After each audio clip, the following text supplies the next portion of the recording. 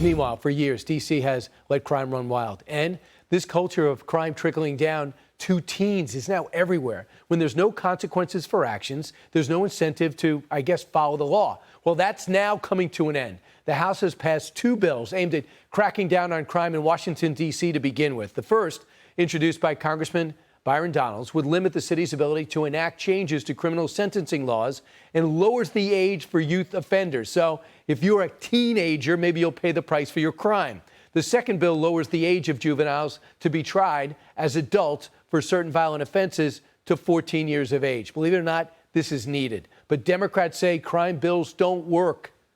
Those aren't bills that are serious efforts to address public safety in the Washington, D.C. area. Okay. Does he ever have ideas or just dismisses all Republican ideas? Here to discuss this is Florida Congressman. He's running for governor in Florida, Byron Donalds. Congressman, why is it so important to end leniency when it comes to teens? What are you finding in your stats?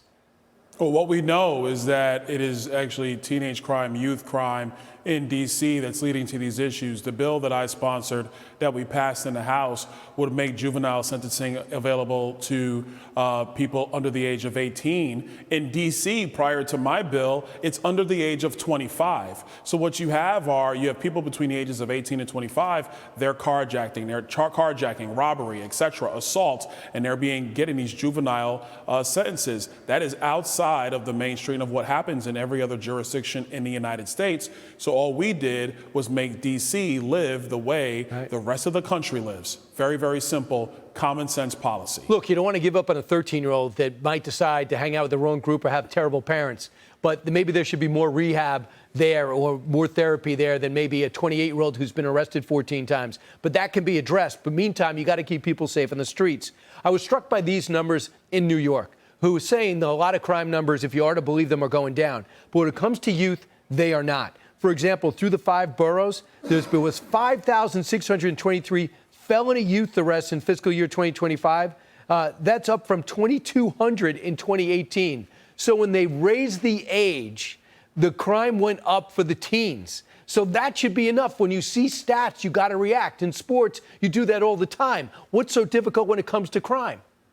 Well, what's difficult is that the radical left does not care about law and order. They care about these crazy soft on crime policies. They think it's compassionate, but it's not. What it does, it leaves people less safe. The real compassion is, yes, you hold people accountable and you're firm in that. And a funny thing happens. People respond to incentives. Happens everywhere else in life, happens when it comes to criminal justice as well. But if you listen to the Democrats here on Capitol Hill and some of their activists, they would say to you that you're somehow undermining D.C. But what Donald Trump did, surging assets into the nation's capital, it has brought crime down significantly. We're responding in kind by changing the policies so that you have a safer Washington for everybody. I got to let everybody at home who works 9 to 5 see what happened during the day.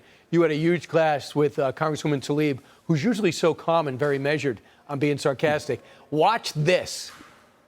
And I think it's really important. We need to stand up against this fascist takeover. That's not a bad word. It's a fact. Do I look like a member of the Third Reich to you, Ms. Tlaib? Please. Is that what I look like to you? You're the one taking your voting card. Is that what you think? Is that what you think? Is that what you think? No, that's unethical. I think it's radical and I think it's insane. To say something like that to myself and a lot of my colleagues is way out of line. It's way out of line. Your thoughts? I thought she was insane, to be perfectly honest with you. And look, especially with what we know about this shooter that assassinated Charlie Kirk, the left has been using this vitriol against Republicans, against MAGA, because they have no policies that actually work. Their policies are quite stupid. They don't work. They don't hurt people. And because they don't have an argument, they resort to calling us fascists and all this other nonsense. And so I was sick of it. I had enough of it. A lot of my colleagues are sick of it. You disagree? Fine. Come up with a better policy. They cannot. And that is 100% factual. This is what they resort to, and I'm not going to tolerate it. And Bill Maher is one, stop with the Hitler, stop with the fascists, and stop with the Nazis. Senator Fetterman, same thing. Maybe they could listen to 2 Democrats if they won't listen to Byron Donalds, who wants to be the next governor of Florida. Thanks so much, Congressman. Appreciate it. Hey, Sean Hannity here. Hey, click here to subscribe to Fox News YouTube page and catch our hottest interviews and most compelling analysis. You will not get it anywhere else.